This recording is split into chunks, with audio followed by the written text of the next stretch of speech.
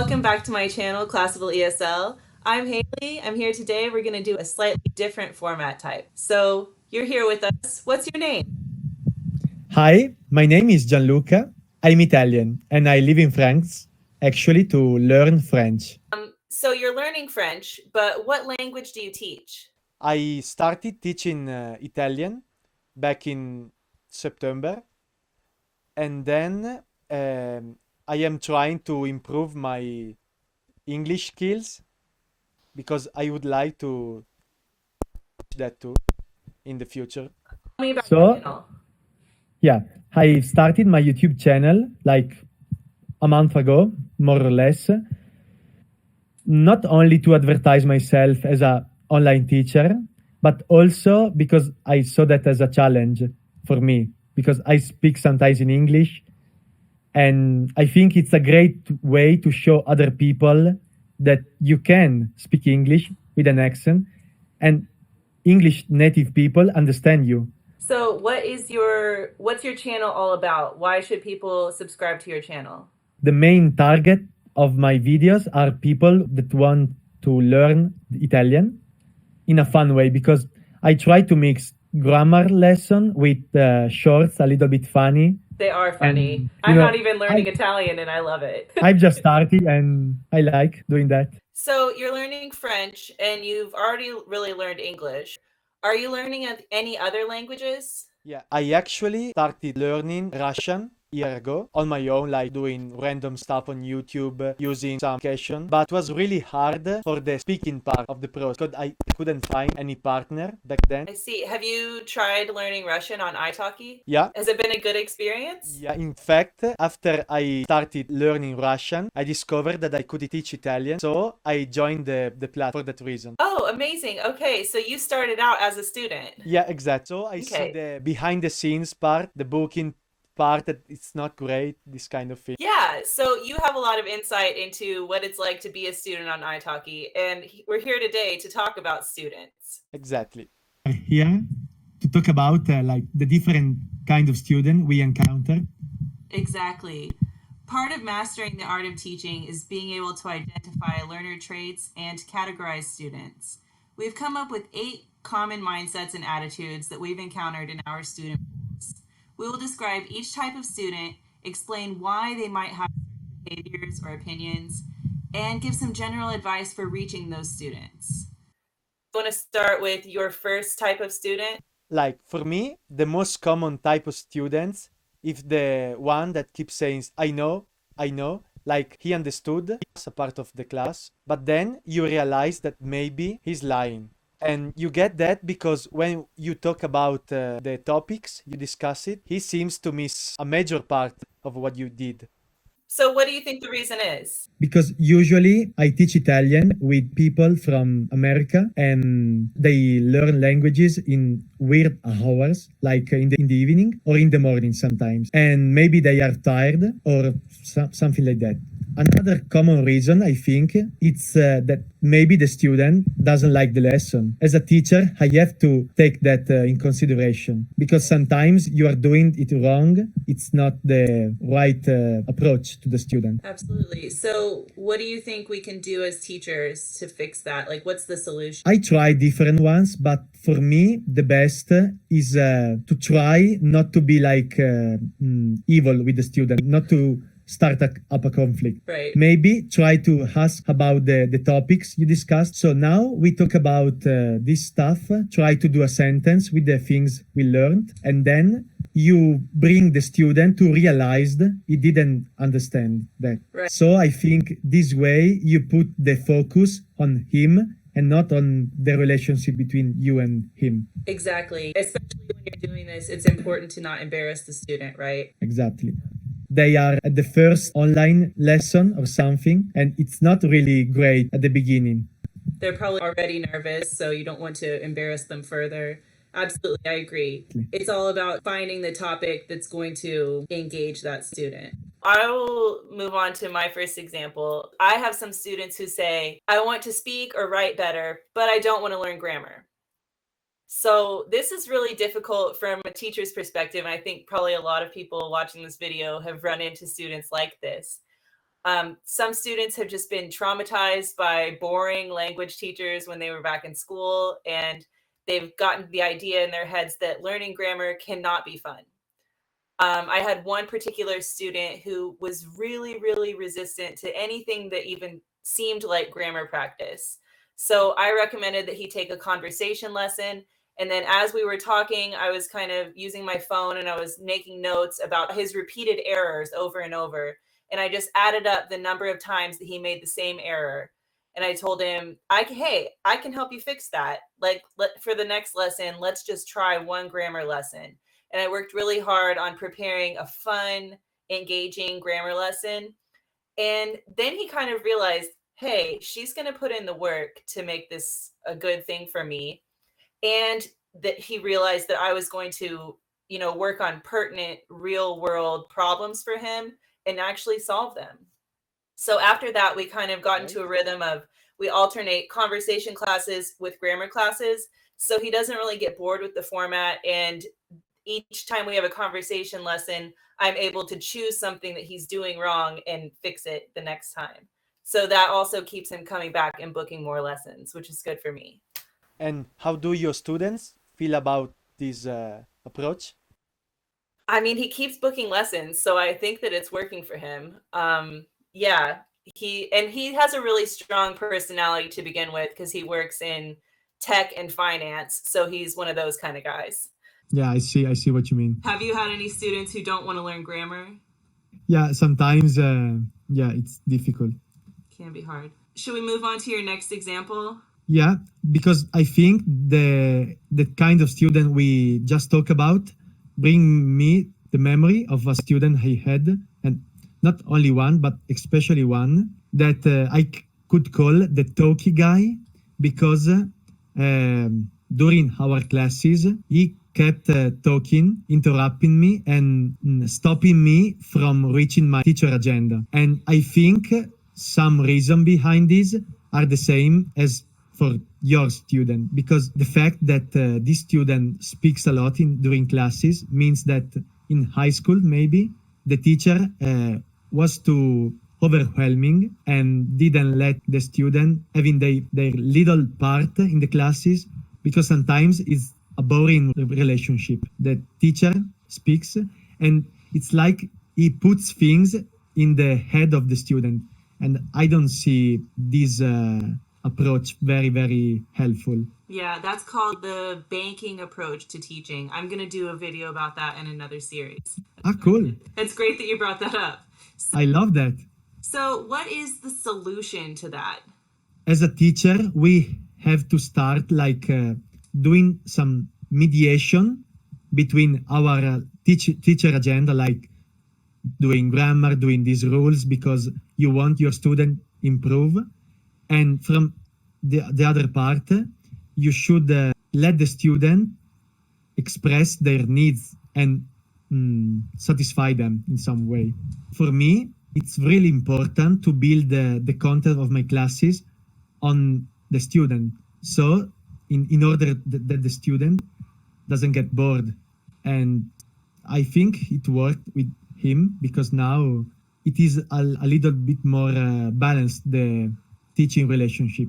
I talk and he respond and he does question, but then he listen, and it's very important. Yeah, it's really important to have the back and forth in the classroom and to have a student-centered curriculum. Absolutely. I think this is also the niche of online teaching, because you can do things that you cannot do at high school unless you have your personal teacher or something like that. Absolutely. That's why we're here on Italki and other teaching platforms, is this one-to-one scenario is really good for students. And I think it's fun for teachers too. Yeah, exactly. My next example is the student who says, I don't want to do homework, or I don't have time to do homework. This is realistic. A lot of our students are adults and they have jobs and families, and they might not have time for homework.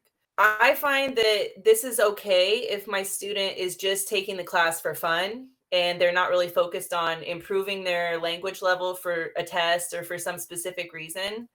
student is trying to see a measurable improvement in their language skills, I feel like they really need to do homework. And I try to emphasize the importance of homework and daily practice.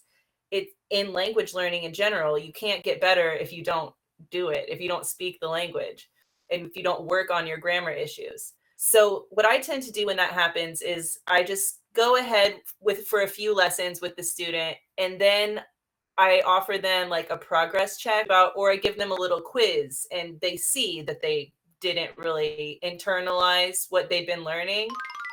Yeah. And if the results are disappointing, then maybe the student will be like, "Oh, I'm wasting my money here. Maybe I should do some homework." Ultimately, they're adults. You can't force them to do it, and I try not to push too hard, but at the same time I try to open their eyes a little bit and show them what doing homework could actually bring to their language learning experience. Yeah, it's really important you show them the reality of the facts. And for example, I have some student that repeatedly doesn't do homework. And I say, it's fine, but I think you should because it's very important for you. And I can say it like I learned French, I learned Russian, English. We'll start now. I was trying to learn Portuguese. So I know what does it mean to learn a language. It takes like time, dedication, and patience. Yep, I always did my French homework. Well, maybe not always, but I usually did my French homework, and now I speak French. So yeah, it's a great thing when we can bring our students our own personal experiences about language learning and try to help them. Yeah. Yeah, exactly. And for you, what was your most used way to learn French as a foreign language?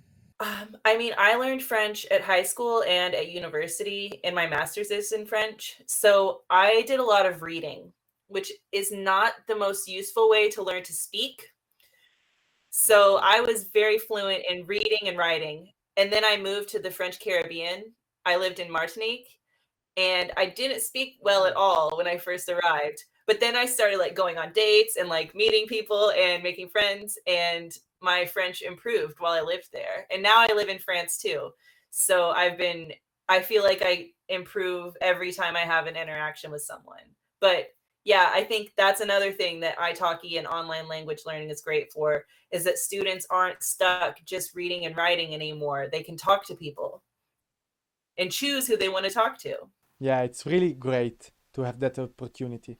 I think you are the showing example of student that bring back to mind example, because I have the what I call the too busy one, and basically I describe this like the subscription gym fever, something like that, because I read some articles showing that 80% of people that buys a membership to a gym don't use the subscription, so they waste their money. I had students that book classes and then arrive late at a lesson. When the atmosphere is eating up, they say, "Oh, I'm sorry, I have to go." And for me as a teacher, it's not a really good experience because I prepare my classes, I spend time on choosing the best like topic. I think one of the reason, other than the subscription fever, is that your price could be too low sometimes. And I found that people, when spend like a low amount of money, they don't put a lot of effort in the classes. It's really important that you find the right price for what you offer, because you should expect something back. Yeah. And I mean, you said that it doesn't really give you a great teaching experience, and that's probably true. But do you think that these kinds of students can hurt you in any other ways? Like, do they leave bad reviews, or like, is there... Yeah, exactly.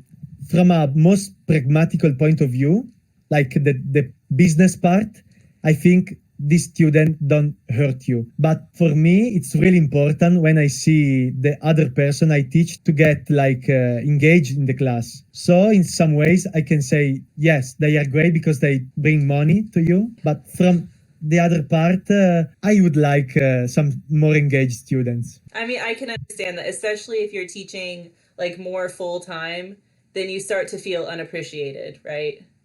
Yeah. Yep. Exactly. Okay. And for example, once I prepared a class upon poetry because I use poetry to improve the reading and speaking skills because of the rhythm. And I read two poems. I wrote some like text for the lesson, and then seeing that not appreciated, it hurt me a little bit. Yeah, I mean, Yeah, absolutely, because you're putting your heart and soul into your lessons, which is what we should exactly. do. But hopefully, you don't have many students like this, just one, right? Yeah, exactly. Just one. Luckily for now. Yeah. Okay, so we'll head into the next example then. Yeah. There are also the students who say, I want to sound exactly like a native speaker. A classic. Yep. And for me personally, I feel this in my bones. Like I want to sound French. Like I want to be mistaken for being French. And people always say, "Oh, where are you from?" And I'm like, "No." The same. The Yep. same for me. But at the same time, they think it's cute. And that's kind of what I try to tell my students. First of all, try to give them a reality check. And I have to say, your expectations might be a little bit high. It's important to be realistic about what your goals are. Accent reduction and accent coaching exists. That's a thing that people do. But the fact remains that like the average person who learns a language after the critical period, it's really unlikely that they will become a native speaker. That there's always going to be some kind of influence from their first language. And while they can become fluent, there's always going to be a slight problem with some of the sounds. And so I think it's important to ask the student why they think that sounding exactly like a native speaker is so important and why they would rather have that than just to speak clearly and to be understood with a slight accent. I had one student who told me that he wanted to start a YouTube channel, but he was nervous to get started because he thought his accent wasn't good enough and he wanted to do his videos in English. And so I told him, don't hesitate. Just start filming today. Like Just you're do going to it. yeah, just do it. Exactly. You're going to get better as you keep practicing. And you'll be able to look back at your first YouTube video and say, hey, I've actually improved my accent by doing it. There are also students who want to work in a foreign country, and I tell them, you can do that with an accent. And I also try to help give my students strategies for like writing a script. And then if you notice there's a word that you always make a mistake with, just practice the pronunciation of that word over and over. And then overall, you will improve. And that will also help them to build confidence. And I think confidence, the way you deliver your speech and the confidence you have is more important than whether it's perfect. Right? Yeah. It's about what your listener feels when they hear you speak. I also try to give them examples of like actors or famous people who speak with accents and are really successful anyway. Like, I don't know, like Wolfgang Puck is such a famous chef in America, but he has an accent and people like it. People think it's cute. And Yeah. people who only speak one language, they are kind of amazed at your ability to speak more than one language. And the fact that you have an accent is proof of that. So it's kind of like a trophy. So I think having an accent's a great thing. And yeah, you speak English with an accent and I love it. I think your accent is so cute. Really? Thanks. Yeah. Americans love an Italian accent. Yeah, I have a lot of students that want to learn Italian because it's beautiful. I really like the fact.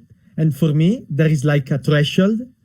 Above that, you start building your confidence and you start being confident with people also. And what do you do with the student usually? Like you do like precise exercise on the pronunciation. Yeah, I do tongue twisters. Yeah, just like a sentence that repeats the TH sound in every word and then faster and faster and faster. It's kind of fun. Yeah. So, yeah.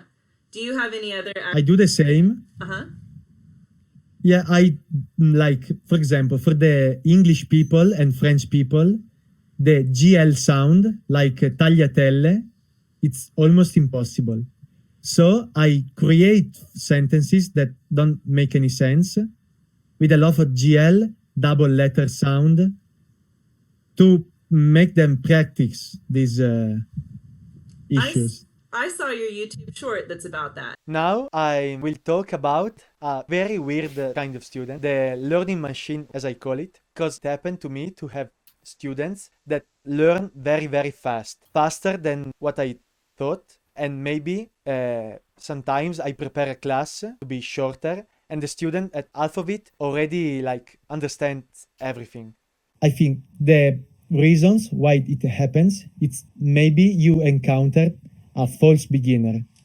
They are really common in the Latin language world and Slavic also, because I mean, French, Spanish, Portuguese, and Italian are pretty similar. So sometimes they already know the language because they have some part of family from the language you teach, or maybe they love Italian cinema, Italian movies, and they watch movies with subtitles. It's really common from my perspective. So we have these students who have some exposure to the language and are false beginners. So what can we do when we encounter them? What's the solution? From also your videos, I learned to apply a placement test. I mean, this is maybe the most important advice you can have as a teacher, because with a placement test, you save so much time, and students save so much money also, because time equal money for them, and you don't spend an entire lesson trying to guess which level they are at. It's nice for them too, because they know what level they are at, and you can start from there. And then following the previous one, it's try to create and to propose to your students different text for different levels. So when they make a mistake, you start from there. At least it's great to start from something when they are false beginner. Exactly. Yeah. Like always have somewhere where like you maybe bring them up to the level where you think they are, but have the possibility to fall back or simplify. Yeah, exactly. I see what you mean. Yeah. I feel like English learners are often false beginners just because the world speaks a lot of English. So yeah, I run into that too. But yeah, that's one of those types of students I think will always be around because childhood education is getting better. So more kids have an earlier exposure to languages. Yeah. Okay. And So, I love to see another video of you talking about children students.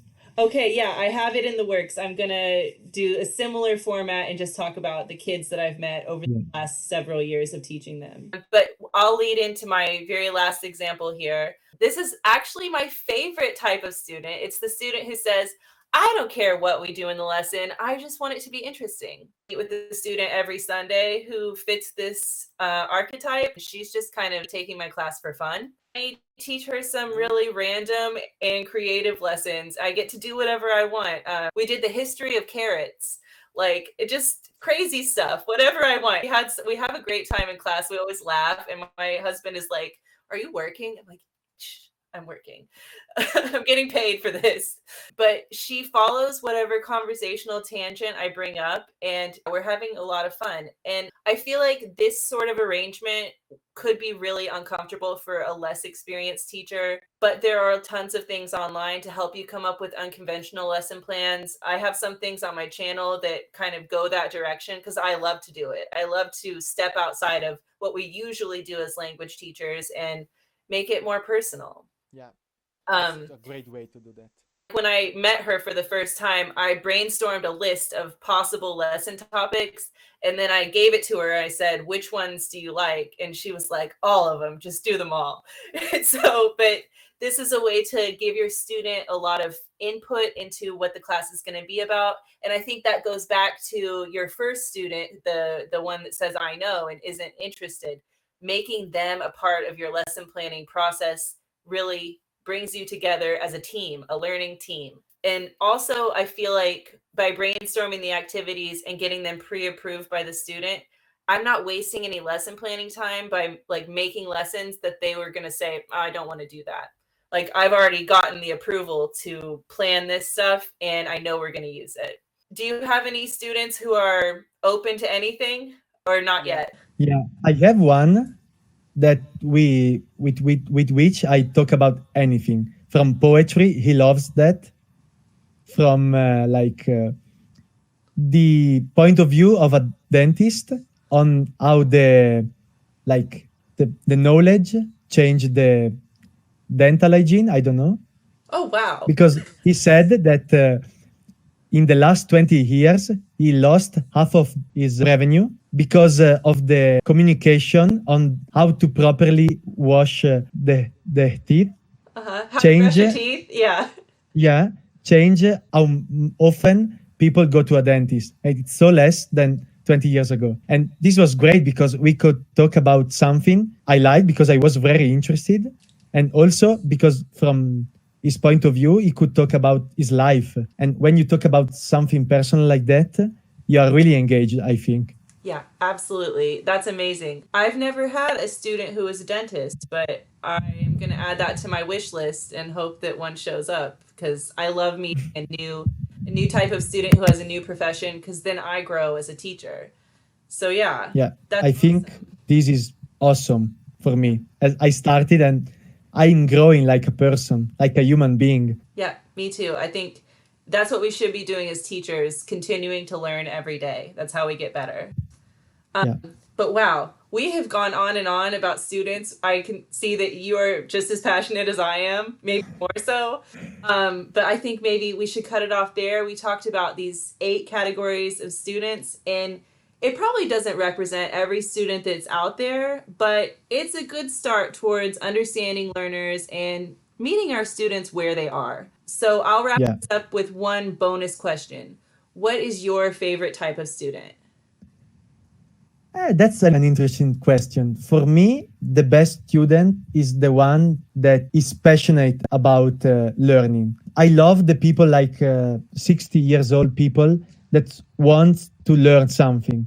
For me, this is great because, the life learning process, it's the best thing we as a human being can possibly do. Yeah. I love that. And Yeah. they are so like naive for some ways because they are starting from scratch, learning something. They are like children. Like children again, yeah. And see, I like teaching children, but I found that I prefer teaching adults too. And older people always have something to teach me. Like I ask them a conversation question and they draw me into their world and they teach me something. Yeah. So And you can't ask for exactly. more. So we'll wrap it up here. Feel free to comment, like, and subscribe. Thanks so much for watching. Make every class your best class. Hi. Bye.